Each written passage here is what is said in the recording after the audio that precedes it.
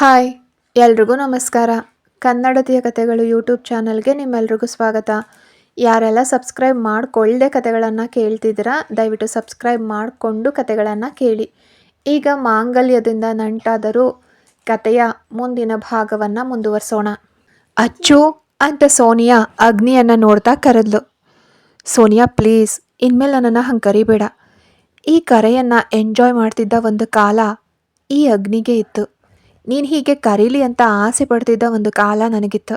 ನಿನ್ನ ನಾಲ್ಗೆಯಿಂದ ಈ ಕರೆಯನ್ನು ಕೇಳೋದಕ್ಕಾಗಿಯೇ ಏನೆಲ್ಲ ಮಾಡ್ತಿದ್ದ ಸಮಯ ಒಂದಿತ್ತು. ಆದರೆ ಇವತ್ತು ಅದಿಲ್ಲ.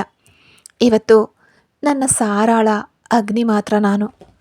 ನನಗೆ ಹಾಗಿರೋದಕ್ಕೆ ಇಷ್ಟ. ಇವತ್ತು ಈ ಕರೆಯನ್ನು ಕೇಳುವಾಗ ನನಗೆ ಏನೂ ಅನಿಸಲ್ಲ ಅಂತ ಅವನು ಸೋನಿಯಾನ ನೋಡ್ತಾ ಹೇಳಿದ ತಕ್ಷಣ ಅವಳು ಶಾಕ್ ಆಗಿ ಅಗ್ನಿಯನ್ನು ನೋಡಿದ್ಲು. ಸೋನಿಯಾ, ಇವತ್ತು ನೀನು ಫಸ್ಟ್ ನನ್ನನ್ನು ನೋಡಿದಾಗ ಹಾಗೆ ಕರೆದಿದ್ದು ನನಗಿಷ್ಟ ಆಗಲಿಲ್ಲ. ನೀನು ನನ್ನನ್ನು ಹಾಗೆ ಕರೆದಾಗ ನೀನನ್ನು ನೋಡೋ ಬದಲು ನಾನು ನೋಡಿದ್ದು ಸಾರಾಳ ಫೇಸನ್ನು. ಯಾಕೆಂದರೆ ನನ್ನ ಜೊತೆಯಲ್ಲಿದ್ದಿದ್ದು ನನ್ನ ವೈಫ್ ಹಾಗೆ ನಿನ್ನ ಹಸ್ಬೆಂಡ್. ಸಾರಾಳ ಜಾಗದಲ್ಲಿ ಬೇರೆ ಯಾವುದೇ ಹುಡುಗಿ ಇದ್ದಿದ್ರೂ ಬಹುಶಃ ಆ ಕ್ಷಣ ರಿಯಾಕ್ಟ್ ಮಾಡ್ತಿದ್ಲು. ಅದು ಸಾರಾ ಆಗಿದ್ದರಿಂದ ಮಾತ್ರ ಅವಳು ಸಮಾಧಾನದಿಂದ ಅದನ್ನು ಕೇಳಿಸ್ಕೊಂಡು ನಿಂತಿದ್ಲು. ನೀನು ಆ ಕ್ಷಣ ಆಕಾಶ್ನ ಫೇಸ್ ನೋಟಿಸ್ ಮಾಡಿದ್ಯಾ ಅಂತ ಅಗ್ನಿ ಅವಳ ಮುಖವನ್ನು ನೋಡಿ ಕೇಳ್ದ. ಅವಳು ಇಲ್ಲ ಅಂತ ಹೆಗಲು ಅಲ್ಲಾಡ್ಸಿದ್ಲು. ಆದರೆ ನಾನು ನೋಟಿಸ್ ಮಾಡಿದೆ. ಸೋತು ಹೋದವನ ನಗು ಇತ್ತು ಅವನ ಫೇಸ್ನಲ್ಲಿ. ಸೋನಿಯಾ, ಅವನು ನಿನ್ನನ್ನು ತುಂಬ ಲವ್ ಮಾಡ್ತಿದ್ದಾನೆ. ನಿನ್ನನ್ನು ಅರ್ಥ ಮಾಡ್ಕೊಳ್ಳೋಕೆ ಅವನು ತುಂಬ ಟ್ರೈ ಮಾಡ್ತಿದ್ದಾನೆ. ಒಂದು ವಿಷಯ ನೀನು ಅರ್ಥ ಮಾಡ್ಕೋಬೇಕು ಸೋನಿಯಾ, ನನ್ನ ಮೈಂಡ್ನಲ್ಲಿ ಇವತ್ತು ನೀನಿಲ್ಲ. ನಾನು ತಾಳಿ ಕಟ್ಟಿದ ನನ್ನ ಹುಡುಗಿ ಮಾತ್ರ ಇದ್ದಾಳೆ. ನಿನಗೆ ತಾಳಿ ಕಟ್ಟಿ ನಿನ್ನ ಲೈಫ್ ಪಾರ್ಟ್ನರ್ ಆದವನು ಅವನು. ಅದಕ್ಕಾಗಿ ನನ್ನನ್ನು ಮರೆತು ನೀನು ಅವನನ್ನು ಲವ್ ಮಾಡೋಕ್ಕೆ ಟ್ರೈ ಮಾಡಬೇಕು. ನಿಜವಾಗ್ಲೂ ಹೇಳಬೇಕಂದ್ರೆ ಅವನು ನಿನ್ನನ್ನು ತುಂಬ ಪ್ರೀತಿಸ್ತಿದ್ದಾನೆ ಸೋನಿಯಾ.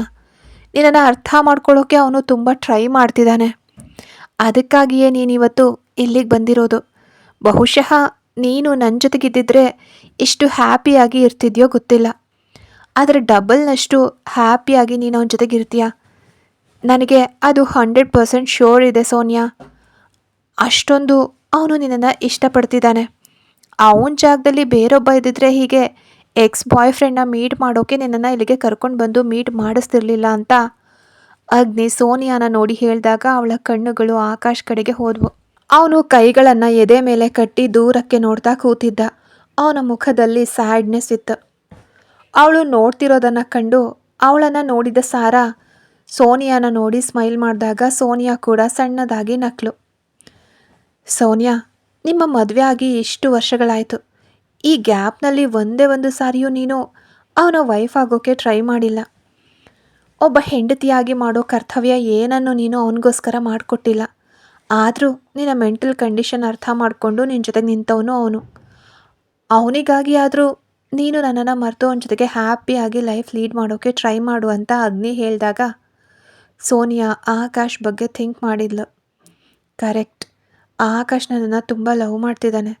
ಸ್ಟಾರ್ಟಿಂಗ್ನಲ್ಲೆಲ್ಲ ಆಕಾಶ್ ಮೇಲೆ ತನಗೆ ಕೋಪ ಇತ್ತು, ಹಠ ಇತ್ತು. ತಾನು ಬೇರೊಬ್ಬನನ್ನು ಲವ್ ಮಾಡ್ತಿದ್ದೀನಿ ಅಂತ ಓಪನ್ ಆಗಿ ಹೇಳಿದರೂ ಕೂಡ ತನ್ನನ್ನು ಮದುವೆ ಮಾಡ್ಕೊಂಡಿದ್ದಕ್ಕೆ ಕೋಪ ಇತ್ತು.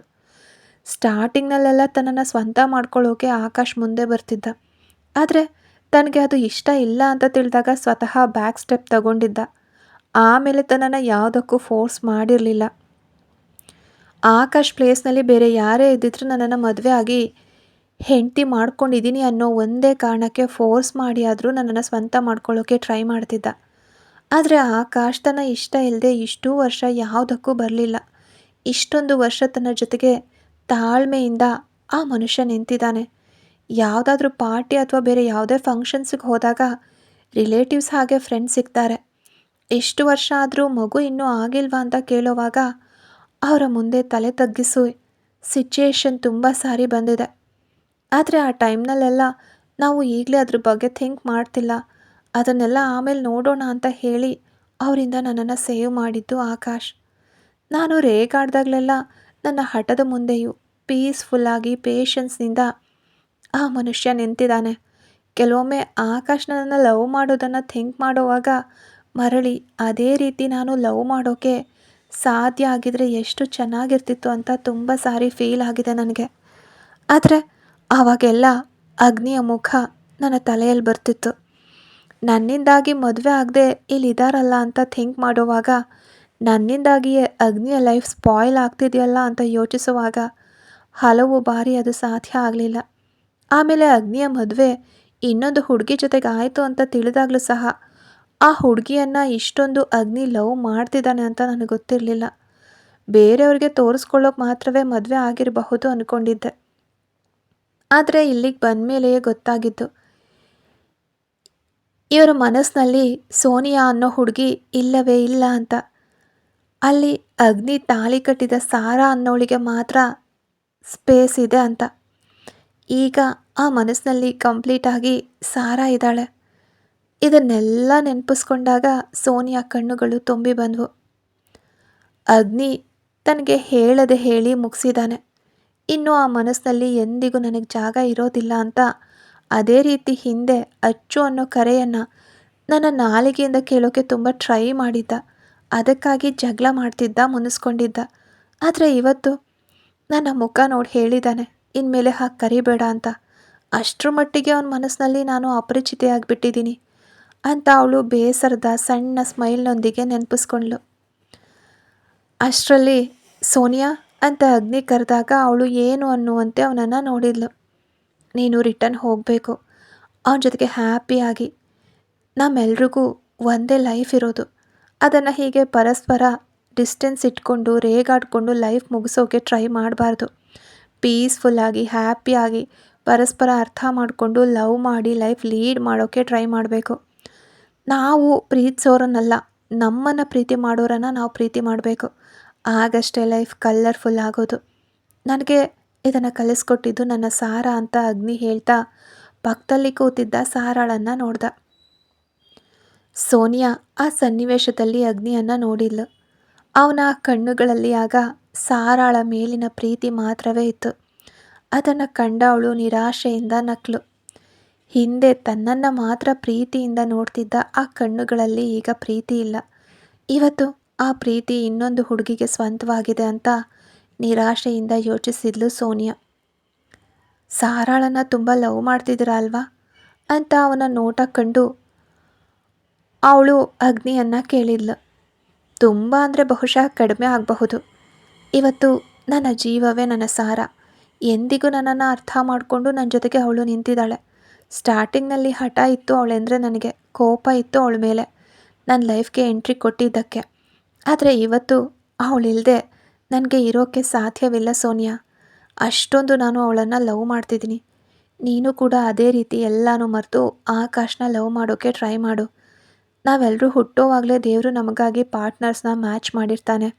ಅದು ಟೈಮ್ ಬಂದಾಗ ನಮ್ಮನ್ನು ಹುಡ್ಕೊಂಡು ಬರುತ್ತೆ ಅಂತ ನಗ್ತಾ ಹೇಳ್ದ ಅಗ್ನಿ. ಹಾಗಿದ್ರೆ ನಾವು ಹೋಗ್ತೀವಿ ಅಂತ ಹೇಳಿ ಅವನು ಅಲ್ಲಿಂದ ಎದ್ದು ನಿಂತ ತಕ್ಷಣ ಅವರನ್ನು ನೋಡ್ತಾ ಸಾರಾ ಮತ್ತು ಆಕಾಶ್ ಇಬ್ಬರು ಅಲ್ಲಿಂದ ಎದ್ದು ಇವ್ರ ಹತ್ರಕ್ಕೆ ನಡ್ಕೊಂಡು ಬಂದರು. ಹೋಗಿ ಬನ್ನಿ ಆಕಾಶ್, ಇವತ್ತು ಸಂಡೇ ಅಲ್ವಾ, ಸ್ವಲ್ಪ ಶಾಪಿಂಗ್ ಎಲ್ಲ ಇದೆ. ನಾನೆಲ್ಲವನ್ನ ಸೋನಿಯಾಗೆ ಹೇಳಿದ್ದೀನಿ, ಅವಳಿಗೆಲ್ಲನೂ ಅರ್ಥ ಆಗಿದೆ.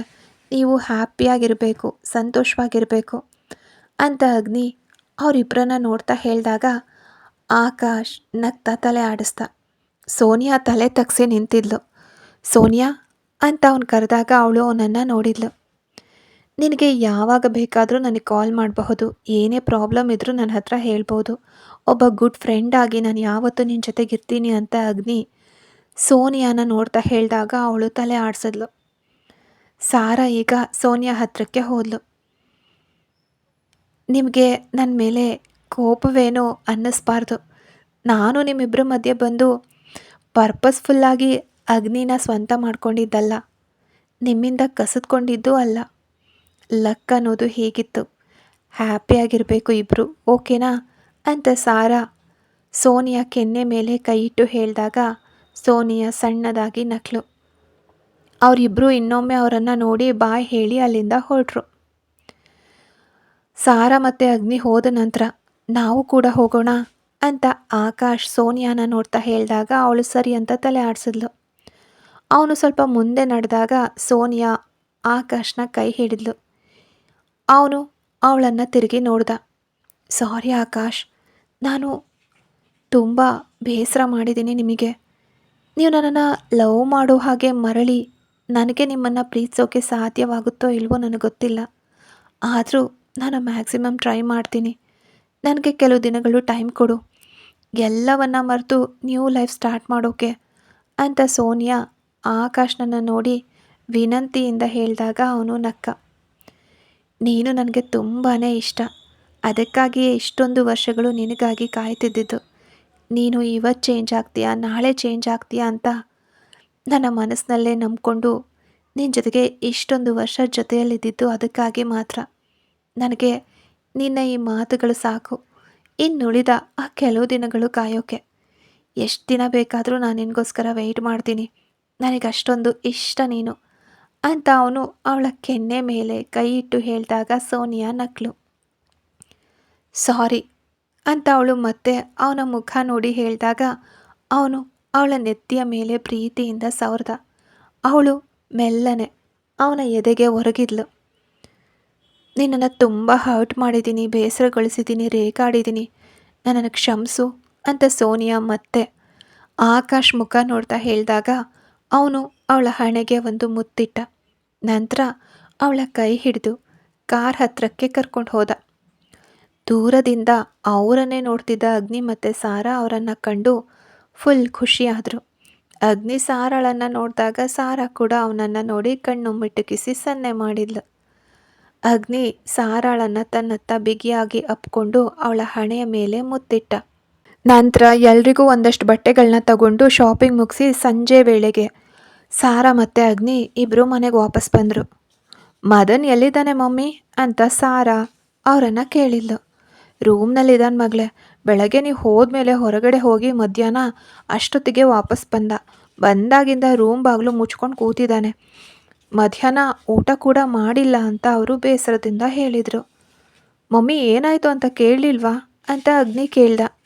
ಎಷ್ಟು ಅಂತ ಕೇಳೋದು, ಹೇಳಿದರೆ ತಾನೇ ಗೊತ್ತಾಗೋದು ಅಂತ ಅವರು ಮುನಿಸಿನಿಂದ ಹೇಳಿದರು. ನಾನೊಂದು ಸಲ ನೋಡ್ತೀನಿ ಅಂತ ಅಗ್ನಿ ತನ್ನ ಕೈಯಲ್ಲಿದ್ದ ಕವರ್ಗಳನ್ನೆಲ್ಲ ಸೋಫಾ ಮೇಲಿಟ್ಟು ಅವನ ರೂಮ್ ಕಡೆ ನಡೆದ. ಸಾರಾ ಕೂಡ ಅವನ ಹಿಂದೆಯೇ ಮದನ್ ರೂಮಿಗೆ ಹೋದ್ಲು. ಅವರಿಬ್ಬರು ಹೋದಾಗ ಮದನ್ ಮಂಚದ ಮೇಲೆ ಬೋರಲಾಗಿ ಮಲಗಿದ್ದ. ಬಟ್ಟೆ ಕೂಡ ಬದಲಾಯಿಸದೆ ಬಂದ ತಕ್ಷಣ ಹಾಗೆ ಮಲಗಿದಾನೆ ಅಂತ ಅವರಿಗೆ ಅರ್ಥ ಆಯಿತು. ಅಗ್ನಿ ಅವನ ಪಕ್ಕ ಹೋಗಿ ಕೂತ. ಮದನ್ ಅಂತ ಅಗ್ನಿ ಅವನ ಹೆಗಲ ಮೇಲೆ ತಟ್ಟಿ ಕರೆದ ತಕ್ಷಣ ಮದನ್ ಥಟ್ಟನೆ ಮಂಚದಿಂದ ಎದ್ದು ಕೂತ. ಏನಾಯ್ತಣ್ಣ, ನೀವ್ಯಾವಾಗ ಬಂದ್ರಿ ಅಂತ ಅವನು ಅವರಿಬ್ಬರನ್ನ ನೋಡಿ ಕೇಳ್ದ. ನಾವಿವಾಗಷ್ಟೇ ಬಂದ್ವಿ. ಮಮ್ಮಿ ಹೇಳಿದ್ರು ನೀನು ಮಧ್ಯಾಹ್ನ ಏನೂ ತಿಂದಿಲ್ಲ ಅಂತ. ಏನಾಯ್ತೋ ನಿನಗೆ, ಹುಷಾರಿಲ್ವಾ, ಹಾಸ್ಪಿಟಲಿಗೆ ಹೋಗಬೇಕಾ ಅಂತ ಅಗ್ನಿ ಅವನ ಹಣೆ ಮತ್ತು ಕುತ್ತಿಗೆ ಮುಟ್ಟಿ ನೋಡ್ತಾ ಕೇಳ್ದ. ನನಗೇನು ತೊಂದರೆ ಇಲ್ಲ ಅಣ್ಣ ಅಂತ ಮದನ್ ಸಣ್ಣದಾಗಿ ಮುಗುಳ್ನಗ್ತಾ ಹೇಳ್ದ. ಹಾಗಿದ್ರೆ ಹೇಳು ಬಾ, ನೀನು ಅದಕ್ಕೆ ನಿನಗೋಸ್ಕರ 2 ಶರ್ಟ್ ತಂದಿದ್ದಾಳೆ, ಬಂದು ನೋಡು ಅಂತ ಹೇಳ್ದ ಅಗ್ನಿ. ನಾನು ಆಮೇಲೆ ನೋಡ್ತೀನಣ್ಣ ಅಂತ ಅವನು ಮೂಡ್ ಇಲ್ಲದೆ ಇರೋನ ಹಾಗೆ ಹೇಳ್ದ. ಅವನಿಗೇನೋ ದೊಡ್ಡ ವಿಷಯನೇ ಆಗಿದೆ ಅಂತ ಅವರಿಬ್ಬರಿಗೂ ಅರ್ಥ ಆಯಿತು.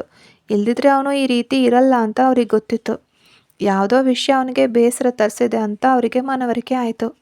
ಮದನ್, ನೀನು ನಮ್ಮ ಹತ್ರ ಸುಳ್ಳು ಹೇಳಬೇಡ, ವಿಷಯ ಏನು ಅಂತ ಹೇಳು. ಏನಾಯ್ತು ನಿನಗೆ, ನಿನ್ನ ಬೇಸರಕ್ಕೆ ಕಾರಣ ಏನು, ಮೀನಾಕ್ಷಿ ಜೊತೆಗೆ ಜಗಳ ಆಡಿದ್ಯಾ ನೀನು ಅಂತ ಸಾರಾ ಕೇಳಿದ್ಲು. ಅವಳು ಇಲ್ಲಿವರೆಗೂ ನನಗೆ ಕಾಲ್ ಮಾಡಲಿಲ್ಲ ಅದಕ್ಕೆ ಅಂತ ಹೇಳುವಾಗ ಮದನ್ ಮುಖದಲ್ಲಿ ಬೇಸರ ತುಂಬಿ ತುಳುಕ್ತಿತ್ತು. ಅದೇನಕ್ಕೆ ದಿಢೀರಂತ, ನೀನು ಅವಳ ಮೇಲೆ ಕೋಪ ಮಾಡ್ಕೊಂಡ್ಯಾ, ಬೈದ್ಯಾ ಅಥವಾ ಇನ್ನೇನಾದರೂ ಮಾಡಿದ್ಯಾ? ಹಾಗಿಲ್ಲ ಅಂದರೆ ಅವಳು ಕಾಲ್ ಮಾಡದೆ ಇರಲ್ವಲ್ಲ ಅಂತ ಕೇಳ್ದ ಅಗ್ನಿ.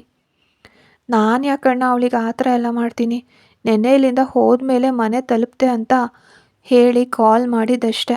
ಆಮೇಲೆ ಇಲ್ಲಿವರೆಗೂ ಅವಳದು ಒಂದು ಫೋನ್ ಆಗಲಿ ಮೆಸೇಜ್ ಆಗಲಿ ಬಂದಿಲ್ಲ.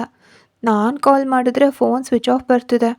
ಒಂದು ವೇಳೆ ಮನೆಯಲ್ಲಿ ಏನಾದರೂ ಪ್ರಾಬ್ಲಮ್ ಆಗಿರಬಹುದಾ ಅಂತ ಆತಂಕದಿಂದ ಕೇಳ್ದ ಮದನ್. ಏಯ್, ಹಾಗೇನೂ ಆಗಿರಲ್ಲ, ಅವಳ ಫೋನ್ ಏನಾದರೂ ಹಾಳಾಗಿರಬಹುದಷ್ಟೆ. ನೀನು ಹೀಗೆ ಟೆನ್ಷನ್ ತೊಗೋಬೇಡ, ನಾಳೆ ಕಾಲೇಜಿಗೆ ಹೋದಾಗ ಗೊತ್ತಾಗುತ್ತಲ್ಲ ಅಂತ ಸಾರಾ ಅವನನ್ನು ಸಮಾಧಾನ ಮಾಡೋಕ್ಕೆ ಪ್ರಯತ್ನಿಸ್ತಾ ಹೇಳಿದ್ಲು. ನನಗೆ ಗೊತ್ತಿಲ್ಲ ಅದಕ್ಕೆ, ಒಂದು ವೇಳೆ ಫೋನ್ ಹಾಳಾಗಿದ್ದರೆ ಅವಳು ಅವ್ರ ಅಪ್ಪಂದೋ ಅಮ್ಮಂದೋ ಫೋನಿಂದ ನನಗೆ ಕಾಲ್ ಮಾಡ್ತಿದ್ಲು. ಇವಾಗ ಅದೂ ಇಲ್ವಲ್ಲ, ಯಾವ ಮಾಹಿತಿನೂ ಇಲ್ಲ. ಮನೆಯಲ್ಲಿ ಏನಾದರೂ ಪ್ರಾಬ್ಲಮ್ ಆಗಿದೆಯಾ ಅನ್ನೋದೇ ನನ್ನ ಭಯ. ಸೆಕೆಂಡ್ ಸ್ಯಾಟರ್ಡೆ ಆದರೂ ಸ್ಪೆಷಲ್ ಕ್ಲಾಸ್ ಇದೆ ಅಂತ ಹೇಳಿ ಮನೆಯಿಂದ ಬಂದಿದ್ದು. ಇವಾಗ ಮನೆಯಲ್ಲಿ ಏನಾದರೂ ಅದು ಗೊತ್ತಾಗಿ ರಂಪಾಟ ಆಗಿದೆಯಾ ಅಂತ ಮದನ್ ಕೇಳ್ದ. ಇನ್ನು ಹಿಂಗೆ ಏನೇನೋ ಅತಿಯಾಗಿ ಯೋಚನೆ ಮಾಡಿ ಸುಮ್ಮನೆ ಟೆನ್ಷನ್ ತೊಗೋಬೇಡ. ಇತ್ತ ಕಡೆ ಬಾ, ನಾಳೆ ಹೇಗೂ ಕಾಲೇಜಿಗೆ ಅವಳು ಬರ್ತಾಳಲ್ವ ಆವಾಗ ಕೇಳೋಣ. ಇಲ್ಲಾಂದರೆ ಆಮೇಲೆ ಏನು ಮಾಡಬೇಕು ಅಂತ ನೋಡೋಣ, ಸರಿನಾ? ನೀನು ಹೀಗೆ ಉಪವಾಸ ಬಿದ್ದು ಬೇಸರ ಮಾಡ್ಕೊಂಡು ಮಲಗಿದ್ರೆ ಅವಳು ಕಾಲ್ ಮಾಡ್ತಾಳಾ? ಸುಮ್ಮನೆ ಆರೋಗ್ಯ ಕೆಡಿಸ್ಕೋಬೇಡ. ಎದ್ದು ಬಾ ಇಲ್ಲಿ ಅಂತ ಸಾರಾ ಅವನ ಕೈ ಹಿಡಿದು ಎಳೆದ್ಲು. ಅವನ ಮನಸ್ಸಿನಿಂದ ಎದ್ದು ಹಾಲಿನ ಕಡೆಗೆ ನಡೆದ ಮದನ್. ಅಗ್ನಿ ಕೂಡ ಅವ್ರ ಹಿಂದೆ ಬಂದ. ಸಾರಾ ಕವರ್ ಓಪನ್ ಮಾಡಿ ಅದರಲ್ಲಿದ್ದ 2 ಶರ್ಟ್ ತೆಗೆದು ಮದನ್ ಕೈ ಕೊಟ್ಲು. ನಿಂಗಿದು ಇಷ್ಟ ಆಯ್ತಾ ಅಂತ ಸಾರಾ ಕೇಳಿದ್ಲು. ಅದಕ್ಕೆ ನೀವು ಏನೇ ತಂದುಕೊಟ್ರೂ ಚೆನ್ನಾಗೇ ಇರುತ್ತೆ, ಇದು ನಂಗೆ ಇಷ್ಟ ಆಯಿತು ಅಂತ ಅವನು ನಗ್ತಾ ಹೇಳ್ದ. ಅದೇನೋ ಹಂಗಂದೆ, ಹಾಗಿದ್ರೆ ನಾನು ತಂದ್ಕೊಡೋದು ಯಾವುದು ಚೆನ್ನಾಗಿರಲ್ಲ ಅಂತನಾ ನೀನು ಹೇಳ್ತಿರೋದು ಅಂತ ಅಗ್ನಿ ತಮಾಷೆಯಾಗಿ ಕೇಳ್ದ. ಅಯ್ಯೋ ಹಾಗೇನಿಲ್ಲ ಅಣ್ಣ ಅಂದ ಮದನ್. ಮೀನಾಕ್ಷಿ ಕಾಲ್ ಮಾಡಲಿಲ್ಲ ಅನ್ನೋದು ಅವನಿಗೆ ಬಹಳ ಬೇಸರ ತಂದಿದೆ ಅಂತ ಅವರಿಬ್ಬರಿಗೂ ಅರ್ಥ ಆಯಿತು. ಏ ಮದನ್, ನೀನು ಯಾಕೆ ಹಿಂಗೆ ಬೇಸರ ಮಾಡ್ಕೊಳ್ತೀಯ? ನಿನಗಳ ಮೇಲೆ ಎಷ್ಟು ಇಷ್ಟ ಇದೆ ಅಂತ ನಮಗೆ ಗೊತ್ತು. ಅವಳು ನಿನಗೆ ಸಿಗ್ಲಿಕ್ಕೋಸ್ಕರ ನಾವು ಎಷ್ಟರ ಮಟ್ಟಿಗಾದರೂ ಹೋಗ್ತೀವಿ. ನೀನು ಅಣ್ಣ ಅಲ್ವಾ ಹೇಳ್ತಿರೋದು, ನೀನು ಬೇಸರ ಮಾಡ್ಕೋಬೇಡ. ನಾಳೆ ಒಂದಿನ ಕಾದು ನೋಡು, ನಾನು ನಾಳೆ ನಿನ್ನನ್ನು ಕಾಲೇಜಿಗೆ ಡ್ರಾಪ್ ಮಾಡ್ತೀನಿ. ಅವಳು ಬರ್ತಾಳ ಅಂತ ನೋಡು, ಇಲ್ದಿದ್ರೆ ಆಮೇಲೆ ಏನು ಮಾಡಬೇಕು ಅಂತ ನೋಡೋಣ ಅಂತ ಅಗ್ನಿ ಧೈರ್ಯ ಹೇಳ್ದ. ಮದನ್ ಕೂಡ ಸರಿ ಅಂತ ತಲೆ ಆಡಿಸ್ದ. ಹೌದೌದು, ನೀನು ಬೇಸರ ಮಾಡ್ಕೋಬೇಡ ಮದನ್, ನಿನಗೊಬ್ಬ ಅಣ್ಣ ಇದ್ದಾನಲ್ಲ ಜೊತೆಗೆ. ಏನೇ ಪ್ರಾಬ್ಲಮ್ ಆದರೂ ನಿನ್ನ ಅಣ್ಣ ನೋಡ್ಕೊಳ್ತಾನೆ. ನೀನು ಮಾತ್ರ ಹೆದರಬೇಡ, ನಿನ್ನನ್ನು ಹೀಗೆ ನೋಡೋಕೆ ಚೆನ್ನಾಗಿಯೇ ಇಲ್ಲ ನಿಜವಾಗ್ಲೂ ಅಂತ ಸಾರಾ ಹೇಳಿದ ತಕ್ಷಣ ಮದನ್ ನಕ್ಕ. ಅಷ್ಟರಲ್ಲಿ ಮಮ್ಮಿ ಅಲ್ಲಿಗೆ ಬಂದರು. ಅವನ ಬೇಸರ ಪ್ರಾಬ್ಲಮ್ ಎಲ್ಲ ಮುಗೀತಾ ಅಂತ ಕೇಳಿದರು ಅವರು. ಈಗ ಸ್ವಲ್ಪ ಓಕೆ ಆಗಿದ್ದಾನೆ, ಇನ್ನು ಸ್ವಲ್ಪ ಆಗೋದು ಬಾಕಿ ಇದೆ. ಅದು ಅವನ ಮೀನು ಕಾಲ್ ಮಾಡಿದಾಗ ಸೆಟ್ ಆಗಿಬಿಡುತ್ತೆ ಅಲ್ವೇನೋ ಅಂತ ಸಾರಾ ನಗ್ತಾ ಹೇಳಿದಾಗ ಅವನು ಕೂಡ ಸಣ್ಣದಾಗಿ ಮುಗುಳ್ನಕ್ಕ. ಅಂದರೆ ಅವಳು ಕಾಲ್ ಮಾಡಲಿಲ್ಲ ಅಂತನಾ ಇವನು ಹೀಗೆ ಬಿದ್ಕೊಂಡಿದ್ದು ಅಂತ ಅವ್ರು ಕೇಳಿದ್ರು. ಹೌದು ಮಮ್ಮಿ ಅಂತ ಸಾರಾ ಅವಳು ಕಾಲ್ ಮಾಡದೇ ಇದ್ದ ವಿಷಯನೆಲ್ಲ ಇವ್ರ ಹತ್ರ ಹೇಳಿದ್ಲು. ಆ ಮಗುವಿಗೆ ಏನಾಗಿದೆಯೋ ಏನೋ, ಅವಳು ಹೀಗೆ ಕಾಲ್ ಮಾಡದೆ ಇರೋಳಲ್ವಲ್ಲ ಅಂತ ಅವರು ಕೂಡ ಹೇಳಿದರು. ಏನೋ ಗೊತ್ತಿಲ್ಲ, ನಾಳೆ ನೋಡೋಣ ಅಂದ ಅಗ್ನಿ.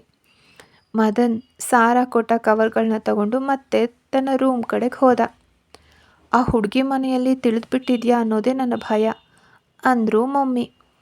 ನನಗೂ ಹಾಗೆ ಅನ್ನಿಸ್ತಿದೆ. ಆಮೇಲೆ ಅವನನ್ನು ಹೆದರಿಸೋದು ಬೇಡ ಅಂದ್ಕೊಂಡು ನಾನು ಏನೂ ಮಾತಾಡದೆ ಸುಮ್ಮನಿದ್ದೆ ಅಂತ ಹೇಳಿದ್ಲು ಸಾರಾ. ಅವರಿಗೆ ತಿಳಿದಿದ್ರು ಅವರಿಬ್ಬರಿಗೂ ಅಷ್ಟೊಂದು ಇಷ್ಟ ಇರೋವಾಗ ಅವ್ರ ವಿಷಯನ ನಾನೇ ಮುಂದುವರಿಸ್ಕೊಡ್ತೀನಿ. ಎಂದಿಗೂ ನಾನು ಬೇಸರ ಪಟ್ಟಂತೆ ಅವನು ಬೇಸರ ಪಡೋದಕ್ಕೆ ನಾನು ಬಿಡೋದಿಲ್ಲ. ಏನಾದರೂ ಮಾಡಿ ಆದರೂ ಸರಿ ಅವಳನ್ನು ಅವನಿಗೆ ಮದುವೆ ಮಾಡಿಸ್ತೀನಿ. ಅದಕ್ಕೋಸ್ಕರ ಅವಳ ಅಪ್ಪ ಅಮ್ಮನ ಕಾಲಿಗೆ ಬೀಳೋಕ್ಕೂ ನಾನು ಸಿದ್ಧ. ನನಗೆ ನನ್ನ ತಮ್ಮನ ಸಂತೋಷವೇ ದೊಡ್ಡದು ಅಂತ ಹೇಳ್ದ ಅಗ್ನಿ. ಆ ದಿನ ಹಾಗೆ ಕಳೆದು ಹೋಯಿತು. ಮದನ್ ಇಡೀ ದಿನ ಬೇಸರದಿಂದಲೇ ಇದ್ದ. ಅವನಿಗೆ ಯಾವುದರಲ್ಲೂ ಉತ್ಸಾಹವಿರಲಿಲ್ಲ. ಅಗ್ನಿ ಮತ್ತು ಸಾರಾ ಅವನನ್ನು ಖುಷಿಯಾಗಿಡೋಕ್ಕೆ ಪ್ರಯತ್ನಿಸಿದ್ರು. ಆದರೆ ಅವನು ಅವ್ರಿಗೋಸ್ಕರ ಸುಮ್ಮನೆ ನಗ್ತಿದ್ನೇ ಹೊರತು ಪೂರ್ತಿಯಾಗಿ ಖುಷಿ ಪಡೋಕ್ಕೆ ಅವನಿಗೆ ಸಾಧ್ಯವಾಗಲಿಲ್ಲ. ಮಾರನೇ ದಿನ ಅಗ್ನಿ ಮತ್ತು ಸಾರಾ ಸೇರಿಯೇ ಮದನ್ನ ಕಾಲೇಜಿಗೆ ಬಿಟ್ಟರು. ಮದನ್, ಅವಳು ಇವತ್ತು ಬರದೇ ಇದ್ದರೆ ನೀನು ನಮಗೆ ಕಾಲ್ ಮಾಡ್ಬೇಕು ಸರಿನಾ ಅಂತ ಅಗ್ನಿ ಹೇಳಿದಾಗ ಅವನು ತಲೆ ಆಡಿಸ್ದ. ಅವರು ಅವನನ್ನು ಅಲ್ಲಿ ಬಿಟ್ಟು ಆಫೀಸಿಗೆ ಹೋದರು. ಕಾಲೇಜ್ ಟೈಮ್ ಆದರೂ ಅವಳು ಬಂದಿರಲಿಲ್ಲ. ಏನಿದು ಮದನ್, ಒಬ್ಬನೇ ಇದ್ದಾನಿವತ್ತು, ಮೀನಾಕ್ಷಿ ಎಲ್ಲಿದ್ದಾಳೆ ಅಂತ ಹುಡುಗರಲ್ಲಿ ಒಬ್ಬ ಕೇಳ್ದ. ಅದು ಅವಳಿಗೆ ಜ್ವರ ಅಂತ ಮದನ್ ತಕ್ಷಣ ಒಂದು ಸುಳ್ಳು ಹೇಳ್ದ. ಸಾಮಾನ್ಯವಾಗಿ ಅವಳು ಇಲ್ಲದೆ ನೀನು ಬರಲ್ವಲ್ಲ, ಇವತ್ತೇನಾಯಿತು ಅಂತ ಇನ್ನೊಬ್ಬ ಕೇಳ್ದ. ಅದಕ್ಕೆ ಅವನು ಯಾವುದೇ ಉತ್ತರ ಕೊಡದೆ ಬ್ಯಾಗ್ ತಗೊಂಡು ಕ್ಲಾಸ್ನಿಂದ ಆಚೆಗೆ ಬಂದ. ಆಮೇಲೆ ಫೋನ್ ತೆಗೆದು ಅಗ್ನಿಗೆ ಕಾಲ್ ಮಾಡಿ ವಿಷಯ ಹೇಳ್ದ. ಸಾರಾ, ನಾನು ಒಂದ್ಸಲ ಹೋಗಿ ಬರ್ತೀನಿ. ಮೀನಾಕ್ಷಿ ಇವತ್ತು ಕಾಲೇಜಿಗೆ ಬಂದಿಲ್ಲ ಅಂತ ಮದನ್ ಹೇಳ್ತಿದ್ದಾನೆ. ನಾವಿಬ್ಬರು ಅವಳ ಮನೆಗೆ ಹೋಗಿ ವಿಚಾರಿಸ್ಕೊಂಡು ಬರ್ತೀವಿ ಅಂತ ಅಗ್ನಿ ಎದ್ದು ನಿಂತ. ನಾನು ಬರ್ತೀನಿ ಅಂತ ಸಾರಾ ಹೇಳಿದ್ಲು. ಬೇಡ ಕಣೋ, ನಾವಿಬ್ಬರೇ ಹೋಗಿ ಬರ್ತೀವಿ ಅಂತ ಅಗ್ನಿ ಹೇಳಿದ ತಕ್ಷಣ ಸಾರಾ ಕೂಡ ಒಪ್ಪಿದ್ಲು. ಅಗ್ನಿ ಕಾರ್ ಕೀ ತಗೊಂಡು ಅಲ್ಲಿಂದ ಹೊರಟ. ಅವನು ಹೋದಾಗ ಮದನ್ ಕಾಲೇಜ್ ಗೇಟ್ ಹೊರಗಡೆ ನಿಂತಿದ್ದ. ಬಾ ಕೂತ್ಕೋ ಅಂತ ಅಗ್ನಿ ಹೇಳಿದ ತಕ್ಷಣ ಮದನ್ ಕಾರ್ ಹತ್ತದ. ಅವಳ ಮನೆ ನಿನಗೆ ಗೊತ್ತಿದೆ ಅಲ್ವಾ ಅಂತ ಅಗ್ನಿ ಕೇಳ್ದ. ಮದನ್ ಗೊತ್ತು ಅನ್ನುವಂತೆ ತಲೆ ಆಡಿಸ್ದ. ಅಗ್ನಿ ಮೀನಾಕ್ಷಿ ಮನೆ ಕಡೆಗೆ ಕಾರ್ ಚಲಾಯಿಸ್ದ. ಕೆಲವೇ ಕ್ಷಣಗಳಲ್ಲಿ ಅವರಿಬ್ಬರು ಮೀನಾಕ್ಷಿಯ ಮನೆಗೆ ತಲುಪಿದ್ರು. ಕತೆ ಮುಂದುವರಿಯುತ್ತೆ.